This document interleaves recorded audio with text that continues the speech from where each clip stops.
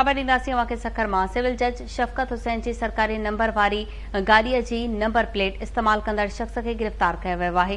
अव्हांखे ॿुधायूं पिया पुलिस कार्रवाई कंदे जाली नंबर प्लेट इस्तेमाल कंदड़ शख़्स खे गिरफ़्तार करे वरितो।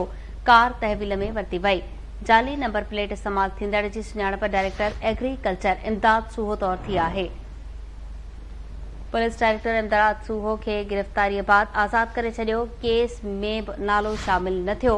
केस में डायरेक्टर इमदाद सूहो बदिरां ड्राइवर रियाज़ हुसैन दर्स खे नामज़द कयो वियो।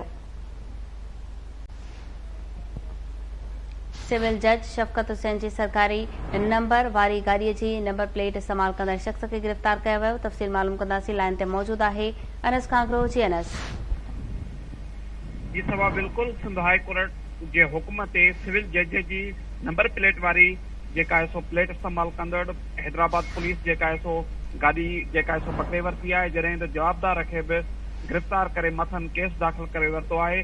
सखर सां तालुक़ रखंदड़ सिविल जज शफ़क़त हुसैन शिजण जी सरकारी जेकी गाॾी मिलियल हुई उनजी नंबर प्लेट जेका है सो हिकु ॿी कार ते इस्तेमाल थियण बैदि सिंध हाई कोर्ट जे रजिस्ट्रार खे आगाही ॾिनी वई, जंहिं मोटरवे पुलिस तोड़े सिंध हाई कोर्ट में हिकु दरख़्वास्त दाख़िल कराई वई। सिंध हाई कोर्ट जे हुक्म ते गुज़िरियल दिहाड़े जेको आहे सो हैदराबाद पुलिस पारां कार जेका है सो पकड़ी वरिती आहे। कार वक़्तु जेको गिरफ़्तार कयो वियो उहो डायरेक्टर एग्रीकल्चर इमदाद सूहो हुयो, जंहिंखे कासमाबाद पुलिस गिरफ़्तार करे बाद में आज़ाद कयो वियो ऐं संदसि ड्राइवर जेको आहे दर्स खे रियाज़ हुसैन दर्स खे गिरफ़्तार करे मथां FIR दाख़िल कई वई आहे।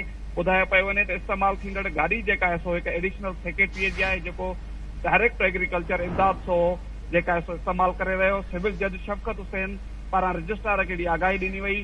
साल 2022 में जेका आहे सो कराची हैदराबाद ओड़े मुख़्तलिफ़ हंधनि ते कार जेका है सो ॾिठी वई, जे नंबर जेका प्लेट हुई उहा सिविल जज जी लॻल हुई। कासमाबाद पुलिस पारां हिन वक़्तु मुख्य जेको जवाबदार आहे डायरेक्टर एग्रीकल्चर इमदाद सूहो उनखे जेको आहे सो आज़ाद करे संदसि ड्राइवर रियाज़ हुसैन दर्स मथां FIR दाख़िल कई वई आहे। सिंध हाई कोर्ट जे हुक्म ते हैदराबाद पुलिस पारां अहिड़ी कार्रवाई कई वई आहे। जी अनस कांगरो, तफ़सील ॿुधाइण लाइ महिरबानी। अव्हांखे ॿुधायूं पिया सिविल जज शफ़क़त हुसैन जी सरकारी नंबर वारी गाॾीअ जी नंबर प्लेट इस्तेमाल कंदड़ शख़्स खे गिरफ़्तार कयो वियो आहे।